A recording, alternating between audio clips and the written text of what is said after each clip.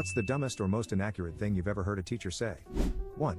My grade 5 teacher popped a quiz on the class once and asked us what the largest thing in the universe was. I said, nobody knows, and this other kid said no, it's the sun. The other kid got marked as correct. 2. Way back, in the mid-1960s, my 5th grade teacher said that pineapples grew on trees and coconuts grew on vines, like grapes.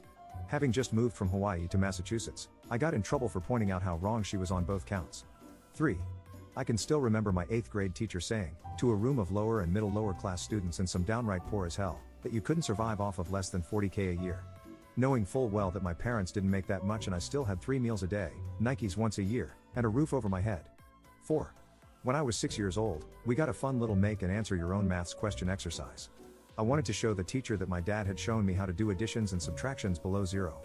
1 minus 3 equals minus 2 was marked as incorrect, because apparently you can't do maths below zero. But Mrs. H, what about temperatures on the weather forecast? That's different, that's not maths. 5. I had a really dumb teacher who would always teach from a book. So one day he was telling us about how the toilets in Australia flush the other way. So he then talked for 10 minutes about how it was because of Australia being in the southern hemisphere, because that's what the book said. Then the book did a huge 180 and said how it was all just a myth and it was not true. So the teacher just stood there defeated and then moved on. So he pretty much was dumb enough to go on and on about one part of the book said, and then instantly get corrected by the book itself. 6.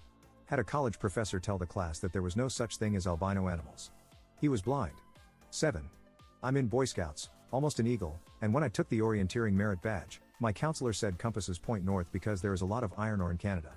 Complete moron. 8. A teacher said there are 52 states and I am still twitchy about this 35 years later. 9.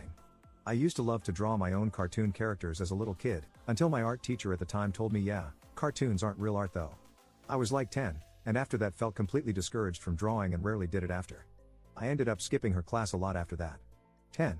Had a teacher who called me Jeff for a year. Jeff isn't anything close to my name, and there was no one in that class named Jeff she was mistaking me for. And yet she insisted my name was Jeff.